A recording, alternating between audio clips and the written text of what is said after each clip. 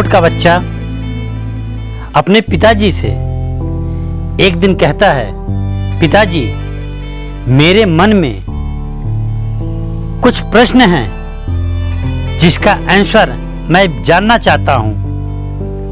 क्या आप मुझे मेरे प्रश्न का उत्तर दे पाएंगे? ऊंट कहता है, क्यों नहीं, अगर मुझे जानकारी रहेगा तो मैं उसका आंसर जरूर दूंगा। ऊंट का बच्चा कहता है, पिताजी तो बताइए हमारे पीठ पर एक कुबड़ क्यों है? ऊंट कहता है, हम रेगिस्तान के जीव हैं, जंतु हैं, जहां पर महीनों तक पानी नहीं मिलता है और हम इस कुबड़ में पानी को संचित रखते हैं, जिसकी वजह से हमें यदि 6 महीने तक पानी ना मिले तो भी हम जीवित रह सकते हैं।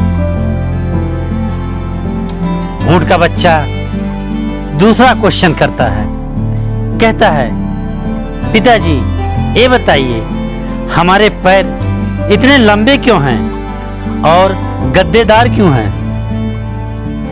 ऊंट कहता है, बेटा मैंने अभी अभी बताया कि हम रेगिस्तान के जीव हैं और वहां पे सिर्फ रेत ही मिलता है। हमारे पैर इसलिए लंबे हैं कि हम अपने कदम को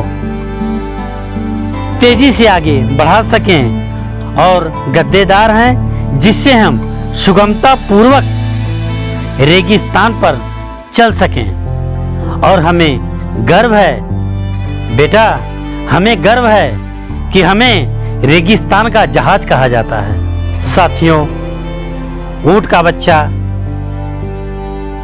फिर एक क्वेश्चन करता है जिसका जवाब उसके पिताजी के पास नहीं रहता है। साथियों, बहुत ही ध्यान से सुनिएगा, यह प्रश्न सुनकर आप उसके कायल हो जाएंगे। साथियों, ऊंट का बच्चा कहता है, यदि हमारे पीठ के ऊपर कुबड़ है और 6 महीना तक हम बिना पानी के रह सकते हैं, हमारे पैर इतने लंबे हैं कि हम बड़ा कदम बढ़ा सकते हैं, हमारा पैर गद्देदार है जिससे हम तेजी से चल सकते हैं, और आप कहते हैं कि हम